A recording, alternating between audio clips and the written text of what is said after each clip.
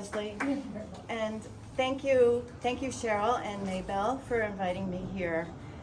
Like you said, I'm the volunteer chair of the West Orange Arts Council, and it's a role I cherish, and it keeps me very busy. I'm also the director of PR marketing at Newark Beth, just a few miles from here. And one of my colleagues is here, Karen Wallace, one of the art therapists at Newark Beth. I've had the privilege of sharing our amazing patient stories and the great work our cancer, pediatric, and heart teams do. And I do, many of you who live in this area get the RWJ Barnabas Health magazine. Some of our patient stories are in there. I brought some copies, so please, if you didn't, pick one up at the table. When I posted on social media about when our sickle cell patients were here for the paint and sip a few weeks ago, is how I met, how Cheryl and I connected. We had a social worker here and also the director of the program, Dr. Alice Cohen, and they all had an amazing time.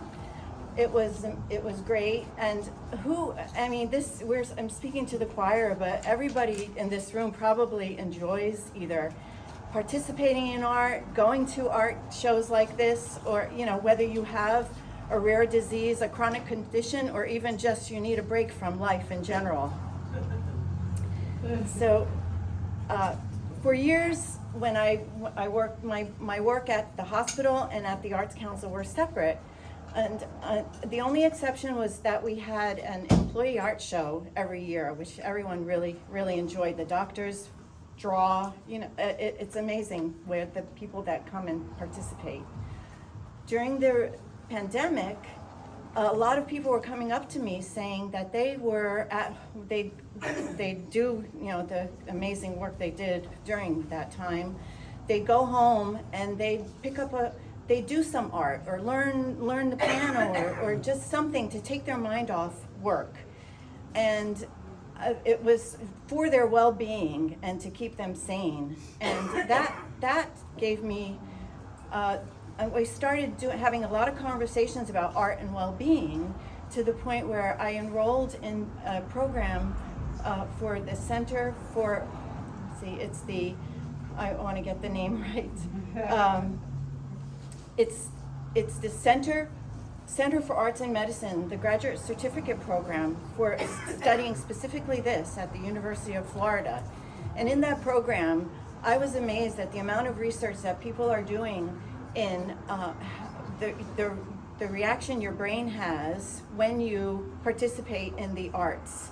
And scientists, neuroscientists are studying this amazing connection that sound waves from music actually help you heal. And there's so many different ways that the arts helps you.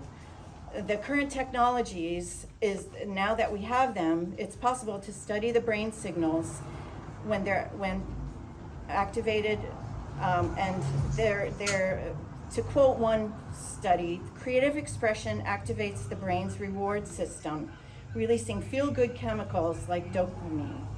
And this lessens anxiety, delays cognitive decline, and there's a study that even says it can contribute to the decline of heart disease, which is very interesting for us as a heart hospital. So I'm going to get more info on that.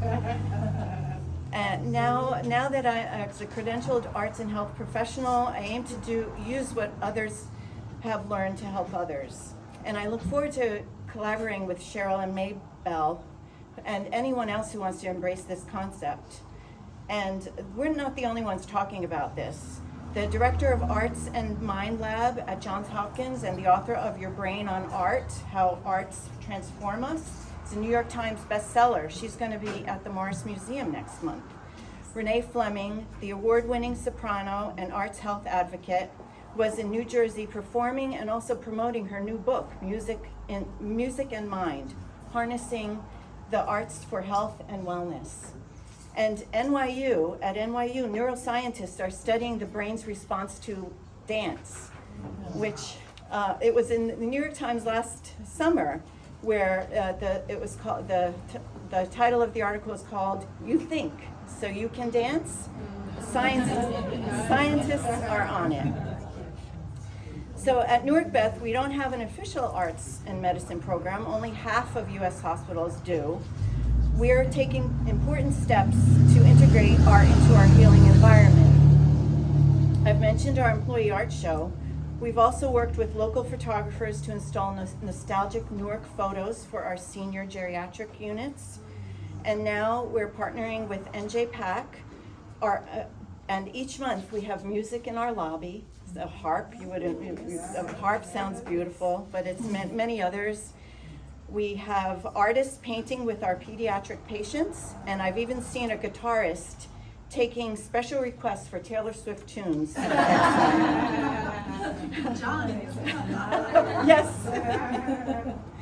The intersection of arts and health is gaining momentum, and I'm so excited about what is happening in this space, and what's happening in this space here in Maplewood. And the evidence is clear. Whether we are creating art or appreciating it, the arts have profound effects. Reimagining pain through art truly represents how arts can foster resilience, healing, and connection. And I'm so honored that Cheryl invited me to say a few words today, and I wanted to thank them, Cheryl and Maybell, for the opportunity to be part of this outstanding project. And I hope it's the start of a future of collaborating in the future here in other communities in New Jersey, in the United States, and beyond. So thank you.